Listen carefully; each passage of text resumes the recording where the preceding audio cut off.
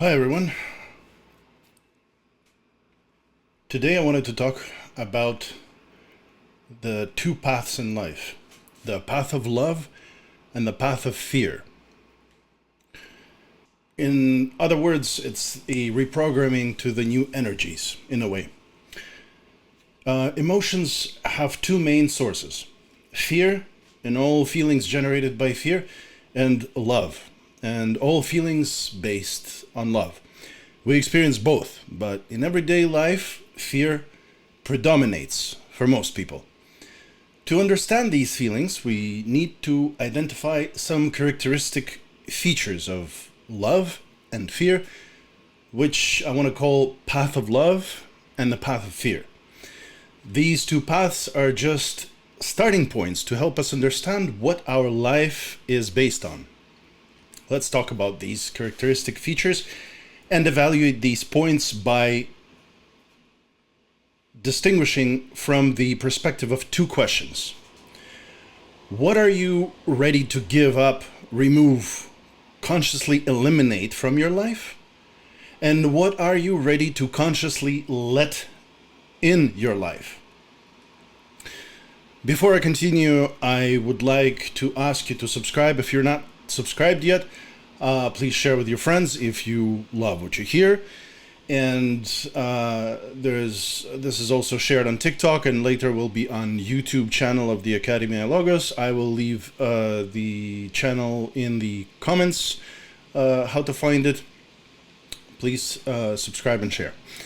So, obligations. Love does not impose obligations. Fear is full of obligations. Following the path of fear, we do this or that because we must. We also expect others to act in certain ways because they must. We have obligations, but as soon as something appears that we must do, we immediately begin to resist. The stronger the resistance, the more we suffer. Sooner or later, we strive to avoid these obligations. Love, on the contrary, does not resist anything. Whatever we do it simply because we want to or choose to. Everything turns into pleasure. It's kind of a game that brings joy. Expectations. Love expects nothing. Fear is full of expectations, often heightened expectations.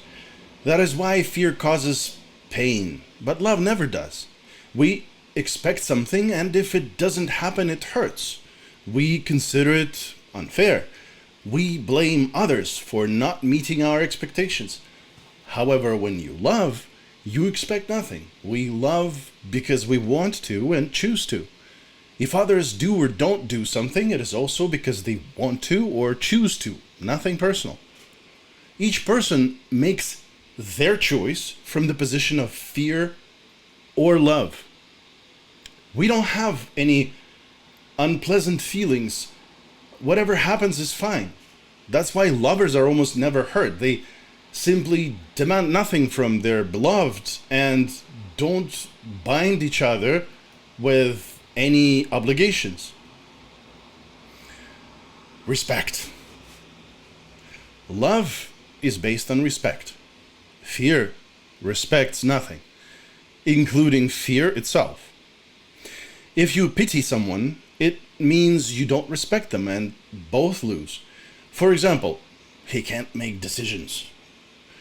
But if you have to make decisions for someone else, it means you are disrespecting them.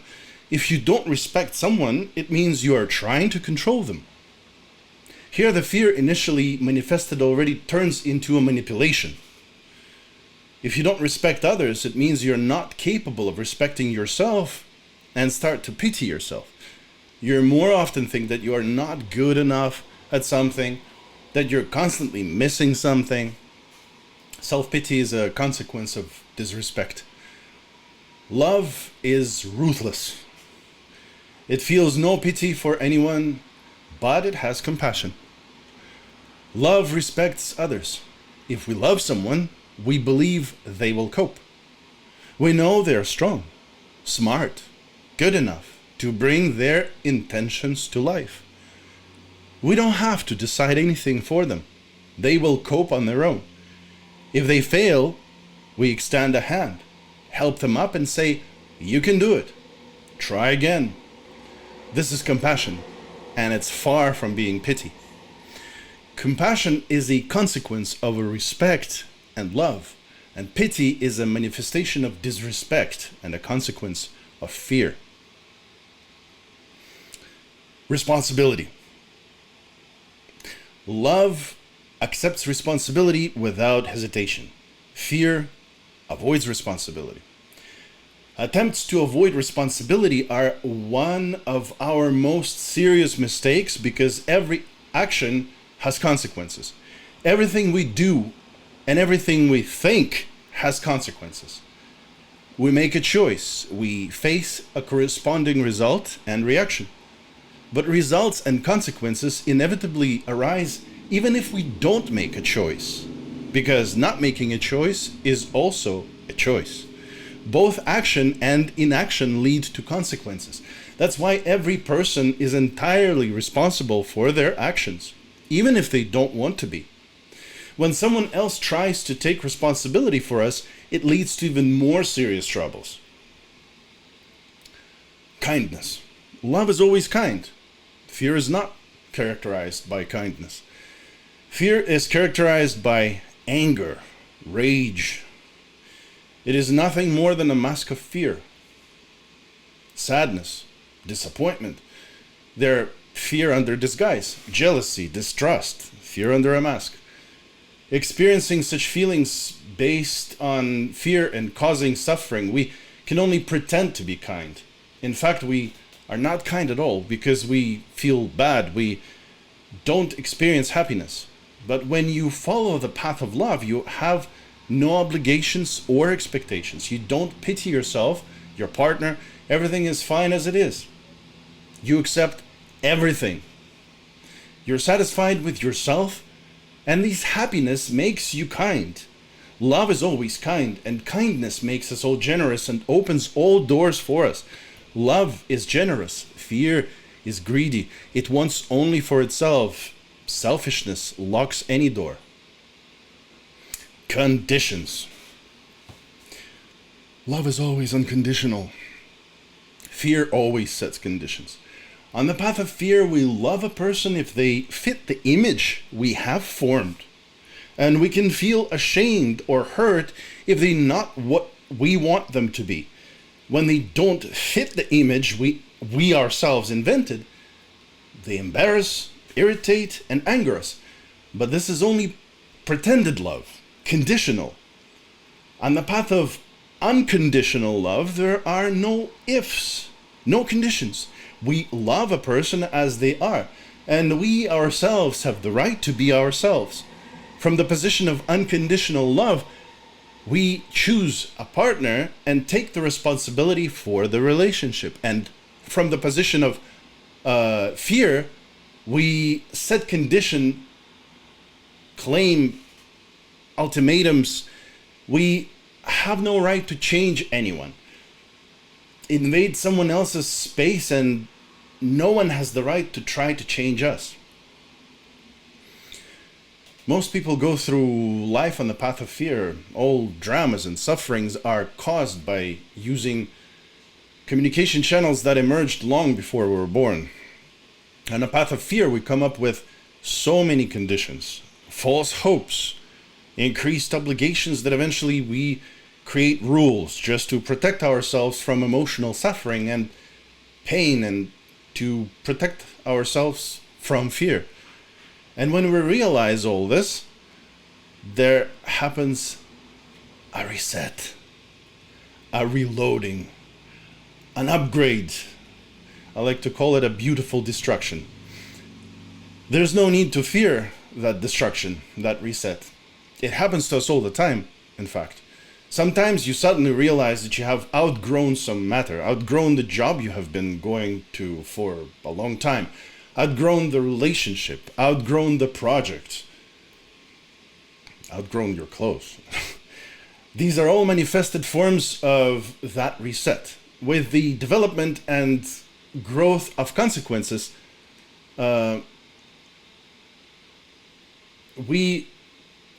person naturally outgrows everything, and it happens a growth of consciousness, as well as subconsciousness. Development never stops, even if there is a stagnation, losses and regression. All this only motivates us to seek ever newer forms for our creative expression, from the subtle to the dense and material. The main stumbling block of the process of changing forms, though, is the suspended state in which you retrieve yourself and in which you realize that you can no longer do this. But you don't know where to go and what to do yet. People often describe the state of resetting in which in one way or the other accompanies any serious change or form. For example, when a person decides to change their profession, lifestyle, or family, the reset can last for more than a year. These states are characterized by melancholy, laziness, mood decline, energy loss, despondency, loss of faith in oneself, in life, and people. And for most people, resetting is accompanied by financial declines, working through many complex inner states and fears, various crises in relationships too. But to not despair, nonetheless, it is a wonderful time. Scary in some way, painful, but truly great. During this period, it seems like you're at the bottom, that there's no escape. You just don't want to be. But the most significant transformations occur inside, the strength of which you will realize and appreciate later, looking back. And it will happen faster when you let go of everything. Stop fighting for a while, gather strength, rest, let go of the mind buzzing about it, to push off from the bottom with new strength and strive for the new horizons. During this period, there is a powerful cleansing from old attachments to the past form of what you used to be. The world tests your commitment to the new decisions, and the mind will periodically suggest returning to the old.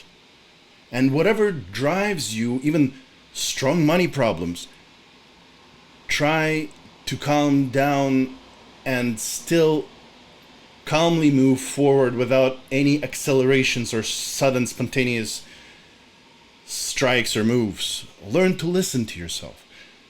That perhaps listening to self perhaps is the most important thing during this period, because in that state we're as if graduating from a lesson that we are just finishing to live, making important realizations about self.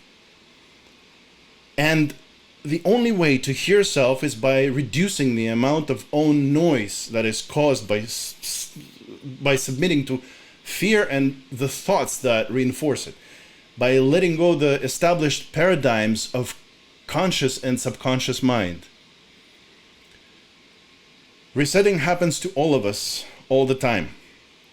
This principle underlines any divine process in the world of forms, starting from consuming food into the body and ending with death of this very same body. Do not be afraid of resetting. If you feel it's time to change form, do it. And the whole world and the entire universe will support you in this endeavor. Thanks for watching.